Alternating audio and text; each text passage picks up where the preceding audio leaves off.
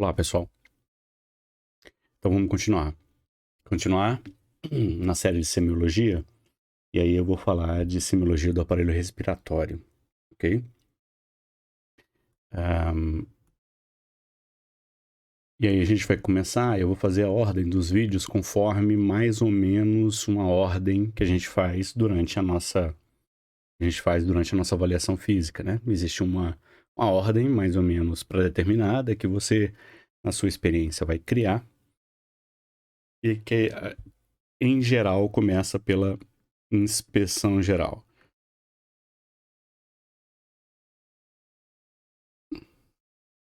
E aí, no vídeo de hoje, a gente vai falar sobre isso que tá aqui. A gente vai falar sobre cianose. Então, que sinal clínico é este? Então, cianose é a coloração azulada da pele e mucosa. Coloração azulada de pele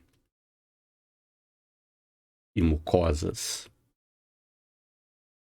Então, essa é a definição clínica de cianose. Então, você percebe, por exemplo, nessa mão, principalmente aqui na ponta dos dedos, uma coloração azulada, que fica com um tom meio acinzentado também, um azulado acinzentado, que é mais fácil de perceber, inclusive aqui na ponta dos dedos, mas se você observar bem, toda a mão está cianótica, e aqui você percebe mais claramente a cianose nas extremidades.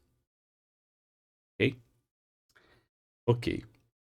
Fisiopatologicamente falando, a cianose, ela é o aumento da quantidade absoluta de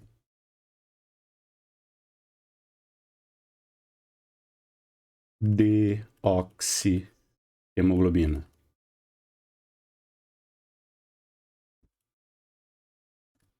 Que é a hemoglobina não ligada ao oxigênio, ok?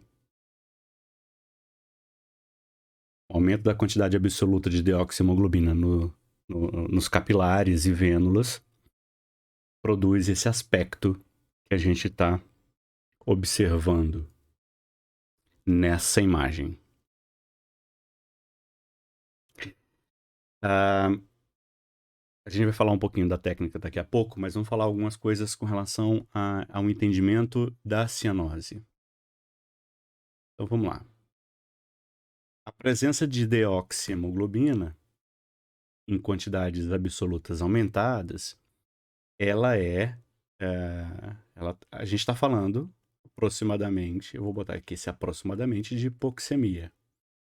Então, de certa forma, quando a gente vê a cianose, a gente pode pensar que o paciente está hipoxêmico, e é por isso que tem esse aumento da quantidade de deoxihemoglobina. Ok? O que é hipoxemia? E aqui eu estou usando como sinônimo, ou hipóxia. Aqui no caso, hipoxemia seria pouco, oxigênio, emia, sangue. Então, pouco oxigênio no sangue. Se eu tenho pouco oxigênio no sangue, é porque eu tenho mais hemoglobina deoxigenada ou sem oxigênio.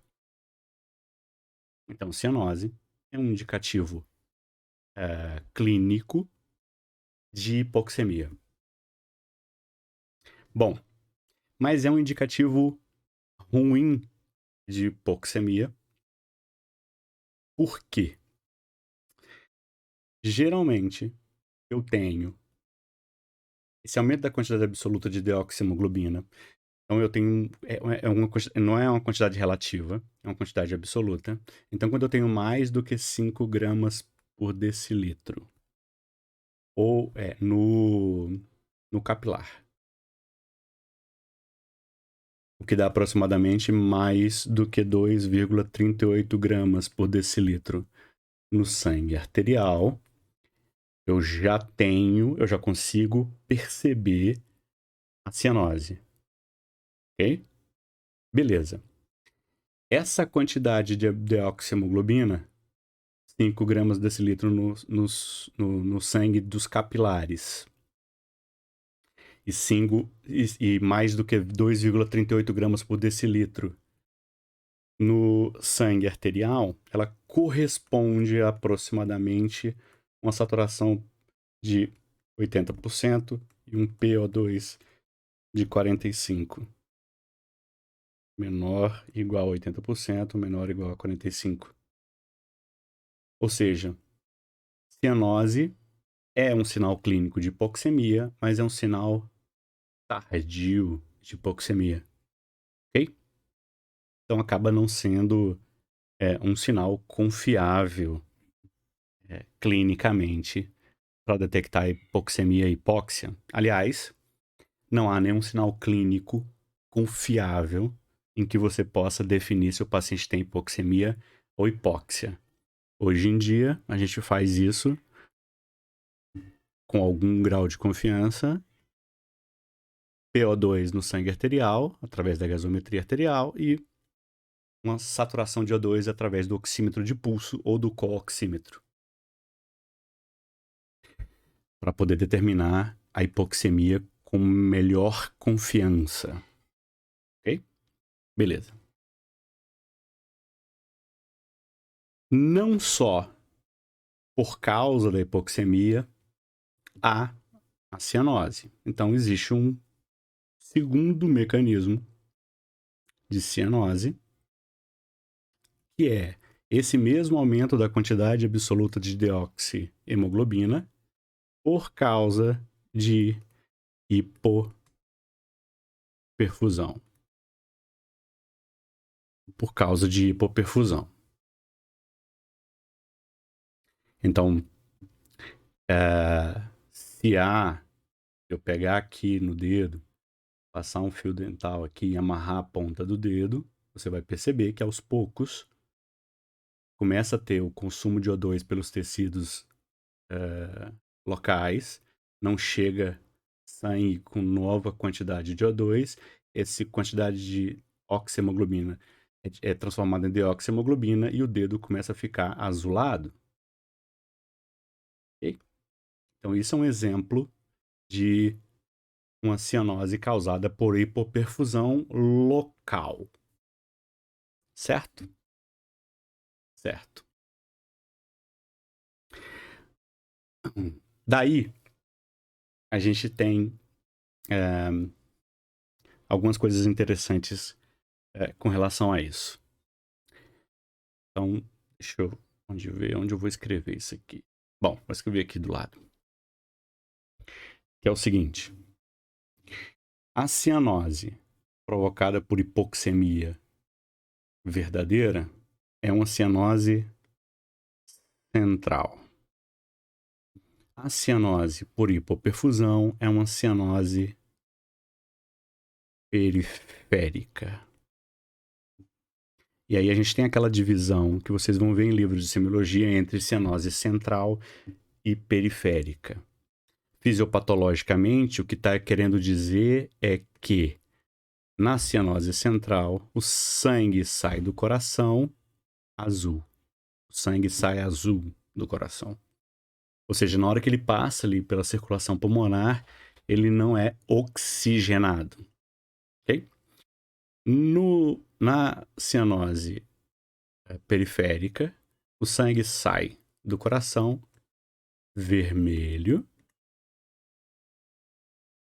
e lá na periferia ele fica azul. Certo? Certo. Clinicamente, a gente vai perceber que a cianose central provoca cianose em face, lábios, ponta do nariz, bochecha, orelha, mucosa oral. Você consegue perceber de cara que a cianose é central. Quando a cianose é só de extremidades, a gente chama de cianose periférica. Ok? Ok. Então, o mecanismo da cianose periférica é que não há um problema de troca gasosa aqui no sistema cardiorrespiratório, o sangue sai oxigenado, por isso que sai vermelho, mas por um problema, por exemplo, de baixo débito, a hipoperfusão torna o sangue mais azulado, porque ao chegar na periferia, como tem baixo débito, tem pouca chegada de sangue oxigenado nessa região, essa região acaba ficando cianótica. Então tem uma série de, por exemplo, isso pode ser nas 4 extremidades, mas pode ser assimétrico, e aí a gente está falando, depois a gente vai falar de exame cardiovascular, falando de doença arterial, mostrando evidência de doença arterial em um membro ou em outro membro, mas está falando aqui geral, né? Cianose periférica ou central. Na cianose periférica pode ser localizada, a cianose pode ser num dos dedos da mão, por exemplo, e pode estar presente no fenômeno de Renault e assim vai. Beleza, mas quando você vai avaliar semiologicamente falando, você vê, você percebe a coloração azulada, o paciente está cianótico. Ok? Essa cianose, ela tem basicamente 2 mecanismos: por hipoperfusão ou por hipoxemia. São 2 mecanismos que vão aumentar a quantidade absoluta de deoxihemoglobina. E aí você tem que estar isso em mente, até para você saber como é que você vai interpretar o que você está encontrando. Ok? Ok.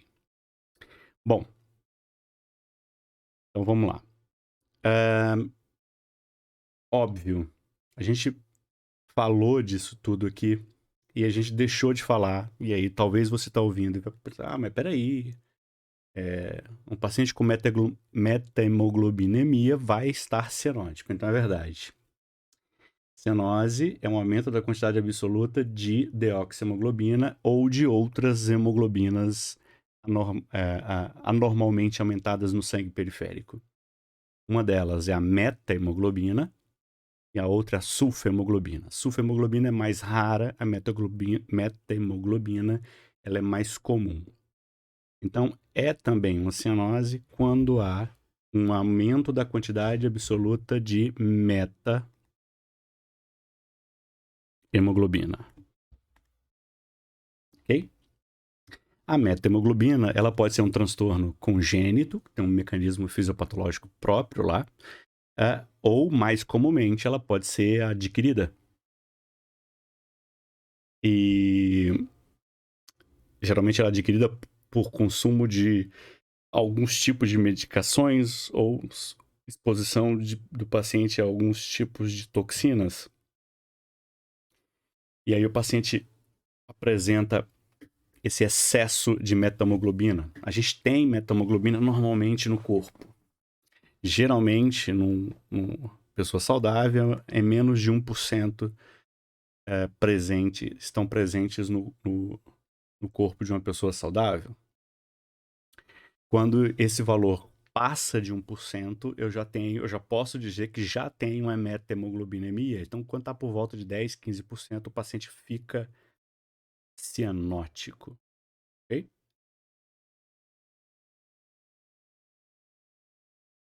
E uma outra situação, aumento de metahemoglobina. Em outra situação clínica, essa não é uma cianose, é o que a gente chama de pseudocianose. É quando eu tenho uma deposição de pigmento azulado na pele do paciente. Então, o que fica azul, o que eu vejo aqui de azul, é a coloração dos capilares. Porque a cor da nossa pele é a cor do pigmento mais a cor do fluxo sanguíneo. Então, quando eu falo cianose verdadeira, é um problema da cor do sangue correndo em capilares e vênulas localmente. Okay? Na pseudocianose, a cor azulada é por causa de um pigmento na pele. Ok? Legal. Como é que eu posso saber se é uma cianose ou se é uma pseudocianose? Simples.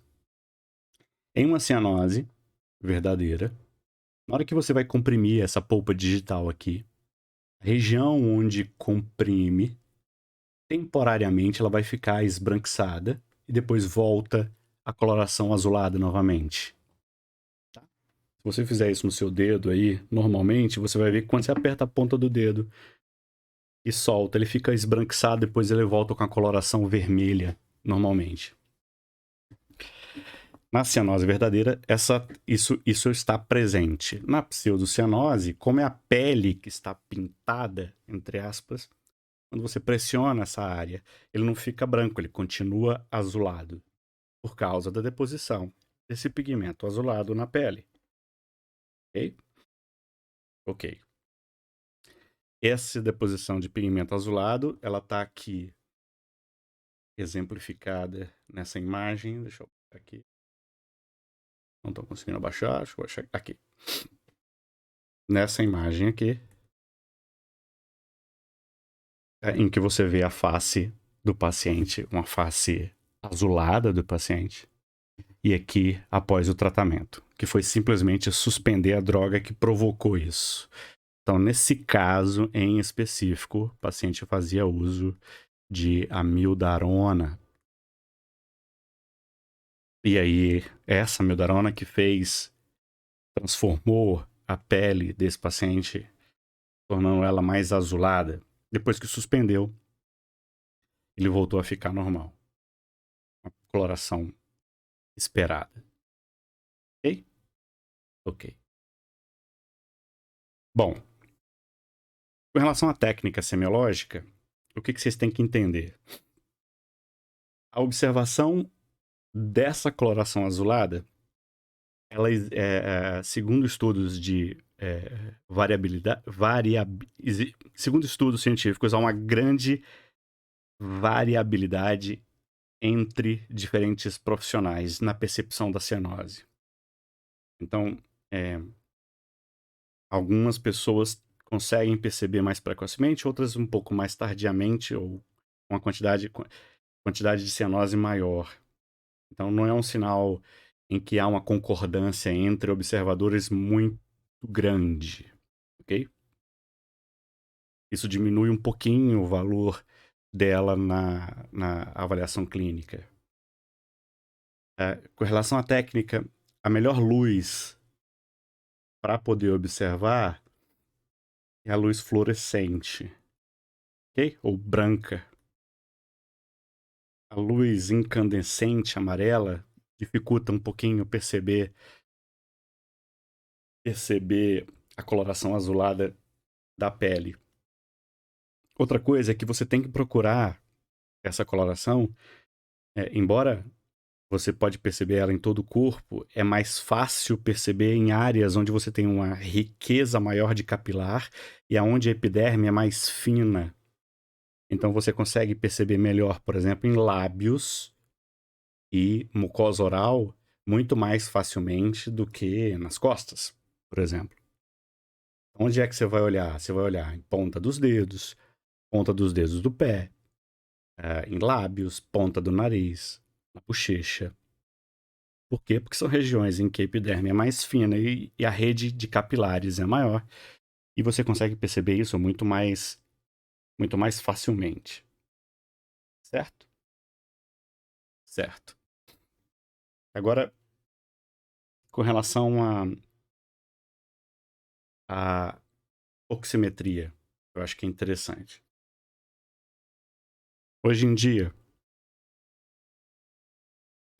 a gente tem, de forma muito mais simples do que na época que eu formei, a presença dos oxímetros de pulso.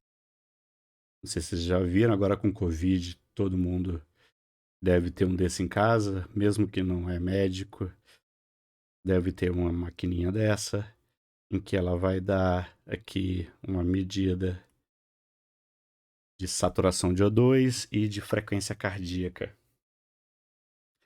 O nome disso se chama oxímetro de pulso. Ok? Você coloca o dedinho aqui dentro.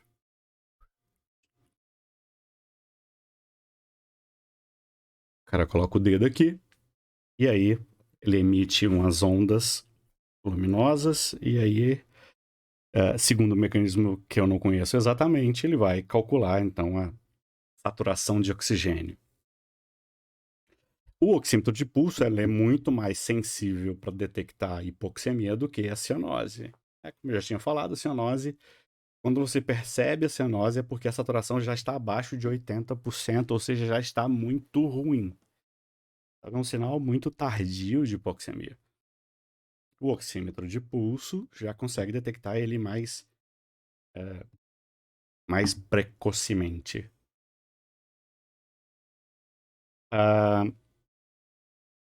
Quando você está tendo cianose central, o oxímetro não tem grande dificuldade de você detectar hipoxemia através do oxímetro. Agora, quando você está hipoperfundido, esse cálculo da oximetria de pulso começa a se torna não confiável. Porque o oxímetro de pulso precisa da presença de uma onda de pulso para poder detectar a saturação de O2 e calcular a saturação de O2. Se o paciente está hipoperfundido, em estado de baixo débito, por exemplo, chocado, hipotenso, você colocar um aparelho de oxímetro na ponta do dedo, não detecta fluxo. Se não detecta fluxo, esse valor que vai dar aqui não é confiável, ou nem um pouco confiável. Então, é por isso, por exemplo, que quando a gente tem uma parada cardiorrespiratória, e o coração está parado, não adianta eu colocar um oxímetro no dedo, como muitas vezes a gente vê ainda as pessoas fazendo. Se o coração está parado, não tem fluxo. Se não tem fluxo, não tem cálculo de oximetria. Se a pressão está muito baixa, não tem fluxo perceptível para o aparelho, e aí eu não tenho oximetria. Ou, às vezes, o valor é um valor baixo, mas ele é falsamente baixo por causa do baixo fluxo periférico, não fazendo uma onda de pulso detectável. Então você vai conseguir perceber que junto do oxímetro ele mostra uma ondinha aqui, assim, ó. Se você não vê uma onda, vê uma coisa mais ou menos assim, aquele número lá não é nem um pouco confiável. Nem um pouco confiável. Nas cianoses periféricas, que você tem vasoconstrição, então por isso, nas cianoses periféricas, você pode detectar uma saturação de O2 baixa naquele membro que está cianótico por causa de baixo fluxo local. E aquele valor não é um valor real da hipoxemia no organismo como um todo. Se você aquece o membro, provavelmente a cianose melhora e a saturação até sobe. Ok? Beleza. E por último, eu acho que é interessante vocês saberem disso. O seguinte: como a cianose é a quantidade absoluta de oxihemoglobina, essa quantidade absoluta ela vai depender da quantidade absoluta de hemoglobina. Então eu tenho duas situações. Se a hemoglobina estiver baixa, o paciente está anêmico ou está policitêmico. Ok? Anêmico ou policitêmico. Não está aparecendo na tela. Deixa eu botar aqui mais alto. Ou policitêmico. Então isso aqui é interessante. Olha só. Em um paciente anêmico que já tem uma quantidade pequena de hemoglobina, essa fração aumentada de deoxihemoglobina precisa ser ainda maior para que eu possa detectar cianose. E no paciente com grande quantidade de hemoglobina, pequenos aumentos da deoxihemoglobina são muito mais facilmente perceptíveis. Então, exemplos extremos. No paciente cuja hemoglobina está 6 gramas por decilitro, a cianose ela só vai aparecer quando a saturação de O2 estiver menor do que 60%. Isso quer dizer, então, que pacientes que estão anêmicos não vão ficar cianóticos, apesar de hipoxemias bastante intensas. Já ao contrário, o policitêmico, por exemplo, hemoglobina de 20 gramas por decilitro, né? A média geralmente de hemoglobina fica entre 12 e 14, né? Mais ou menos. Então, tem muita hemoglobina. O paciente já fica cianótico com uma saturação menor ou igual a 88%. Então, ele facilmente fica cianótico. Então, no paciente policitêmico com excesso de hemoglobina, uma saturação menor ou igual a 88 já é suficiente para deixar ele cianótico. Ok? Então, é muito mais fácil perceber a cianose num paciente policitêmico do que num paciente anêmico. Então, você tem que ter atenção com relação a isso. E outra coisa que é interessante é que quando a gente vai estudar as síndromes respiratórias e tem o DPOC, e tem o Pink Puffer e o Blue Blutter, eu acho que é isso. Você tem uma forma, antigamente, né? Hoje em dia não se usa tanto, mas antigamente a gente tinha um arquetipo de doente com DPOC que a gente chamava de Blue Bloater. Se não me engano, eu acho que é isso. Depois a gente corrige na descrição ou vocês me ajudem aí a lembrar o nome. Mas geralmente são pacientes com bronquite crônica, fumantes, inveterados, que são policitêmicos. E aí eles facilmente ficam cianóticos. Eles são cianóticos e estão bem, assim. Sem dispneia, tranquilo, sem falta de ar, mas você já percebe uma cianosezinha, porque eles já são por causa da policitemia induzida pelo cigarro. E aí a gente vai falar depois, em outra ocasião, de que forma isso acontece, tá? Mas é interessante que vocês saibam que a cianose é melhor percebida em pacientes policitêmicos do que anêmicos. Na maior parte das vezes vocês vão encontrar essa situação do que essa situação. É mais fácil você encontrar um paciente anêmico do que policitêmico. Então, no paciente anêmico, lembrar que um paciente com anemia severa, o paciente hipoxêmico não fica cianótico, a não ser que a hipoxemia seja muito, muito, muito, muito baixa. Beleza? Valeu, gente. Esse é o primeiro vídeo da série de exames do aparelho respiratório. Primeira parte da inspeção geral. A gente continua numa próxima oportunidade. Valeu!